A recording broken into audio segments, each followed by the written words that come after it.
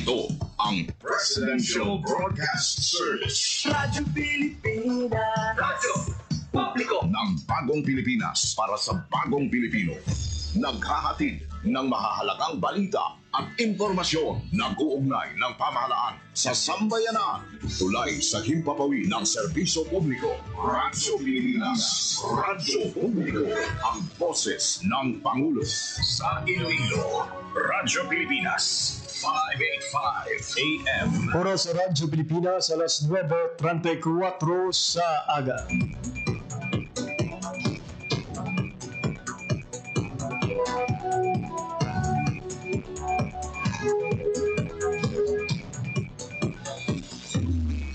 Western Visayas, Panay Island na tinamaan itong island-wide blackout. Ang pagsulod mo gate sa Masin Watershed. Pinaka-purpose nila ini para sa operation nato. We have that in collaboration with the department. I am again standing up.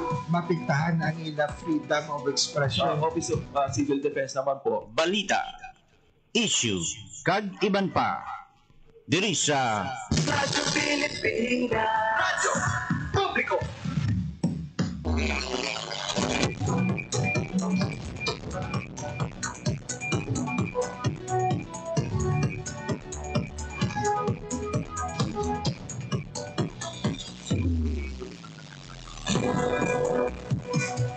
Mayong aga Pilipinas, mayong aga Western Visayas, sudad kag probinsya sang Iloilo kag kutob sa malabutan sang amon pagserbisyo. Hinggaman nga bahin sang kalibutan, naghatag kami sa katawran, mayong aga good morning sa inyong tanan. Madan welcome sa serban kedisyon sang pagpalagad sang programa Balita, Issue kag iban pa. Adlaw kita karon sang Lunes, Agosto 11, 2025. Mabiyan inina ang ikaduha sa apatanan ka Lunes karon nga bulan sa Agosto 2025.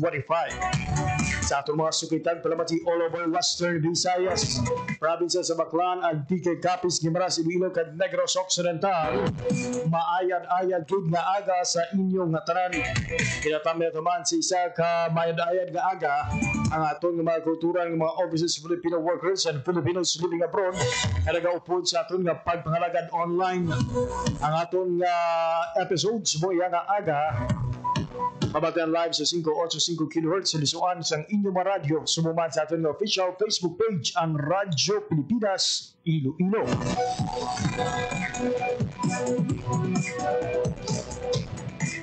Ang ito po ninyo until 8 o 9:55 in the morning. Ako ang inyong alagad, JP Herbas. Sa mga natingala, bago ka lagi kita nakasulod mga biya.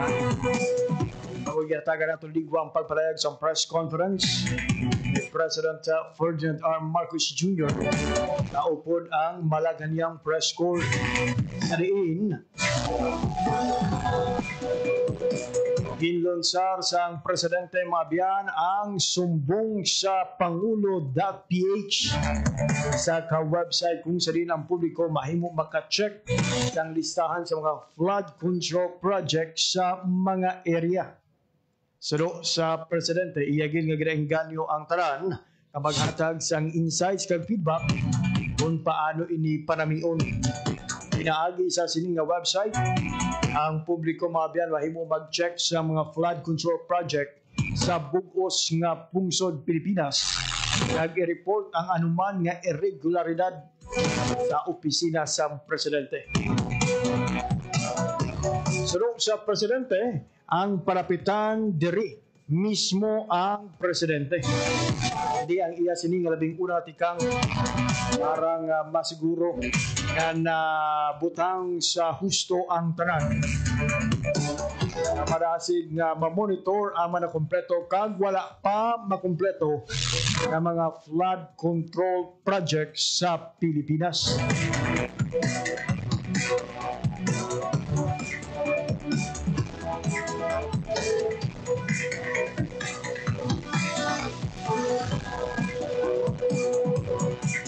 Samtang ginbuyag-yagban sa Presidente sa sining press conference mabiyan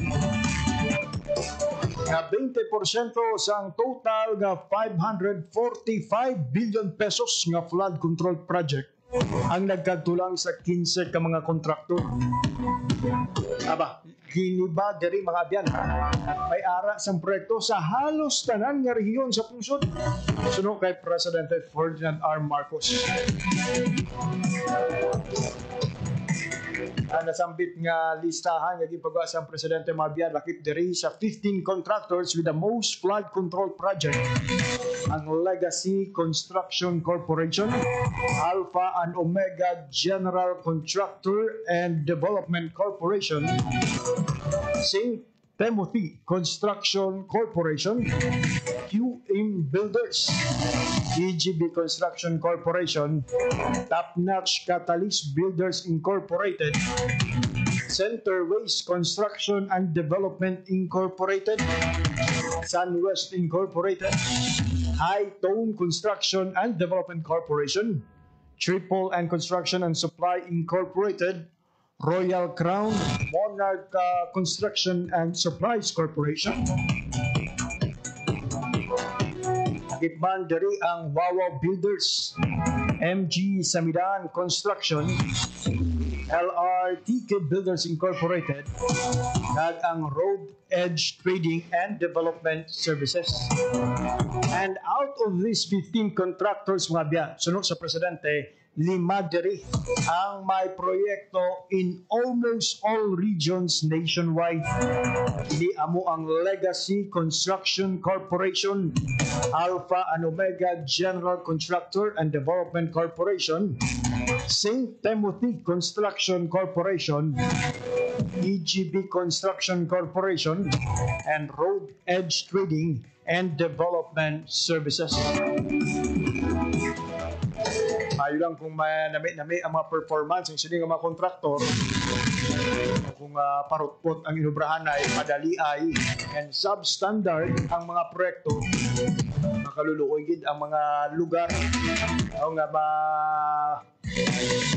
tukuran sa ila sining mga proyekto. Ay para mabalaan naton kung kamusta ang naging kalidad sa ila sining mga inubrahan o ginainganyo ang tanan. Mga magpadala sa inyo sining nga feedback sa isumbong sa Pangulo website. Again, this is sumbongsapangulo.ph, isa ka website mga biyan. Hindi mahimo ma-check ang estado sa mga flood control project diri sa Pungsod, Pilipinas. And if you are not satisfied kung may nakitaan ikaw ng mga regularidad, gilayon nga magpadala sa nga mensahe sa sining nga website sa diin ini mismo ang check no sa aton sining nga Presidente.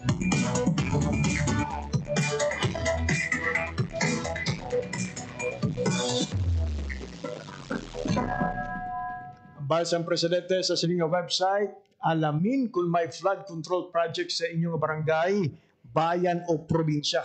Kag kung may sira, kulang sa kagamitan, o kung hindi natapos, isumbong agad.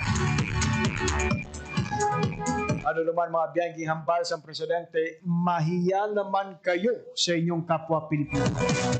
Mahiya naman kayo sa mga kabahayan nating naanod o nalubog sa mga pagbaha. Mahiya naman kayo lalo sa mga anak natin na magmamana sa mga utang na ginawa ninyo na binulsan nyo lang ang pera. Ini ang pahayag ni Presidente Ferdinand R. Marcos Jr. mga biyan. Sili ika-4 na State of the Nation Address sa nagligyan lamang Hulyo 28. And 2 weeks after he saw na mga biyan, nari na ang website ni Presidente para magbaton sa mga reklamo, magbulig check kung kamusta na ang pagpatuman sa mga proyekto sa inyo sining mga lugar. As of this time, this is limited to flood control project. And who knows, na moment nga madamo ang report diri. Pati ibang nga mga proyekto, mga big ticket project, road project, convention project,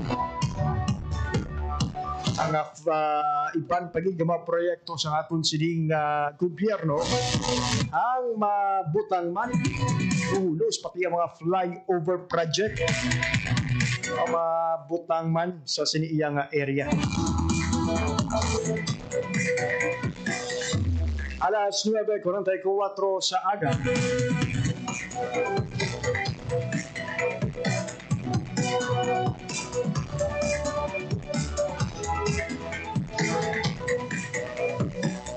Aben subong nga Lunes ang aton nga PPSK o kunang Panlalawigang Federasyon ng Sangguniang Kabataan sa Iloilo Province ang nagbukas ang ila sining linggo ng kabataan. Katuyuan sa sining aktibidad mga biyan nga mapakita sa tanan ang kapasidad kag abilidad sang mga Ilonggo nga pamatan-on sa nanuhay-tuhay nga patag.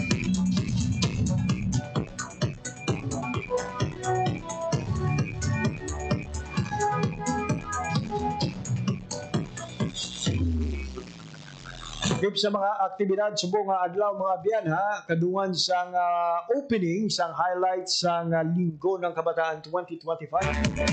Ang opening sang local trade and artisan fair, ang sashing sa mga official kag oath of IPYDC members, ang sangguniang panlalawigan orientation sang boy and girl officials, ang seminar on resolution and ordinance making, yaraman sa giwaton nga voters education kag SDG talk sa mga Lunes.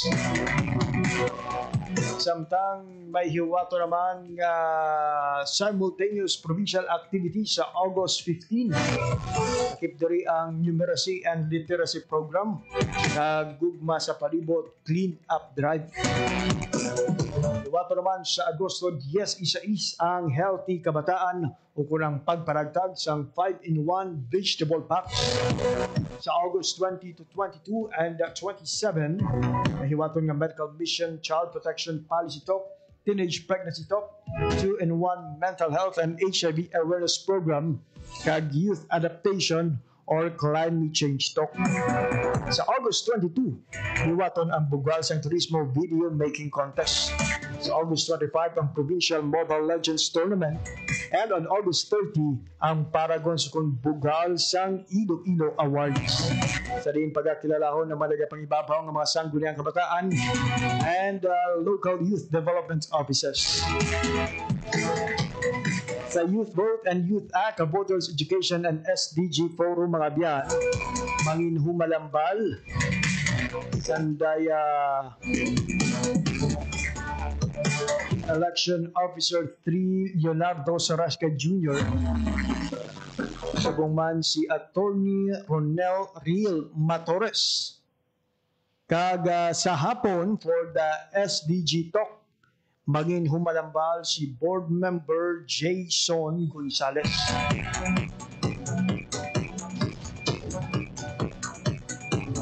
(9:47 in the morning). Maben madunduman sa nagligad nga simana mga ginapabutyag ni President Ferdinand R. Marcos Jr. ang iya sining plano nga ipatuman ang pagsuspender sang rice importation sa sulod sang 60 kadlaw. Hindi magasugod mga biyan sa Setyembre 1 sa katuyuan nga mabuligan ang aton sining nga mga mangunguma, particularly ang aton nga mga rice farmer. Namatagan sa gihapon sa maayong nga presyo ang ila sining nga mga alanihon nga palay. Labi na nga nagahilapit na ang harvest season. Angot sining mga biyan nagkuha kita sa pila ka mga pahayag para sa aton nga tinig ng bayan. Yari pamatian naton ang pila ka mga panindugan, mensahe sa aton sining mga kauturan diri sa Western Visayas. Sa iyong palagay, ma'am, gaano kahalaga yung naging desisyon ng Pangulo na isuspinde muna yung importation ng bigas sa loob ng 6 na buwan? Ang pag-cancel ng ating Pangulo ng pag-import ng bigas para ma-contribute ng mga Pinoy ang ating palay, pag-produkto natin ang pagiging natin para po hindi na magmahal ang mga produkto ng bigas ang galing mismo sa ating mga manunod.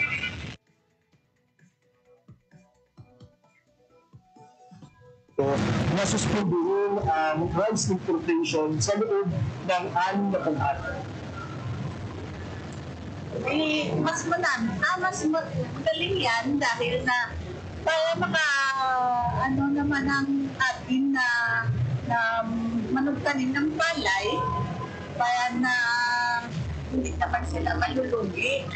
Dapat ang suportaran natin ay para na maging man ang aton ng mga mangungupa diri sa Pilipinas. Rodriguez, General Manager ng Kamapat Agriculture Cooperative sa bayan ng Patnongon, Antique. Nais po namin ipaabot ang aming taus-pusong pasasalamat sa ating mahal na Pangulo, President Bongbong Marcos, and to the Secretary of the Department of Agriculture, Secretary Kiko Laurel, sa kanilang desisyon ipagbawal muna ang pag-angkat ng bigas. Bahal din nabuligin naman ng mga mangungumbari sa may probinsya ng Antique, tungod sa pagpaungkat karon kang imported nga bigas, matugruan man karon ka mataas nga presyo ang among ginani nga mga paray, kag matugruan man karon kang importansya ng among production. Nakita naman sa kadya sa pag-untat anay kang imported nga bigas, matugruan man kang motibasyon dia ang mga mangungumbasa among probinsya nga mapadugangan pud ang anda nga pag-ani, mapanami ang pagsagod kang anda nga mga tanom, kag makamulig gid sa anda karon nga pagpataas kang anda nga production. Pati mga biyan, ang mga mensahe sa aton sining mga kauturan, including Sir Henry Michael Deligues, ang presidente sa Kamapat Agricultural Cooperative dito sa Patnongon, Antique. Sa sining plano sa aton presidente na isuspende ang pag-import sa bugas sa sulod sang 60 dias. Kalipay nila ang nanging desisyon sa presidente. Magaling desisyon. Pero sa isa naton ka na interview. Oras sa Radyo Pilipinas, alas 9:51 na sa aga. Sa ibang pagiging ng mga balitang mga bantayan, sa ibang pagiging mga public affairs program sa Radyo Pilipinas, Iloilo. For the meantime, it's time to say goodbye. Waya kita sa oras na nabiling sa atong sininga pagpakalagan. Dari na gilamang kuto ba atong edisyon sa mga adlaw sang Lunes, Agosto 11, tuig 2025. Sa ngalan sa akong mga kaduang teknika, Mr. Alan De Fantes sa studio, kag Mr. Rochelle Jones Sotahero sa transmitter. Ako naman ang inyo nanging tagbalita o kunalaga JP Herbas. Maraming salamat sa inyong pagpamati. Maayong aga, Pilipinas. Balita, issues, kag iban pa. Diri sa Radyo Pilipinas. Radyo Publiko. Radyo Pilipinas. Ang inyong tulay sa himpapawid ng serbisyo publiko, ang Presidential Broadcast Service, Radyo Pilipinas, Radyo Publiko. Radyo Pilipinas. Radyo Publiko.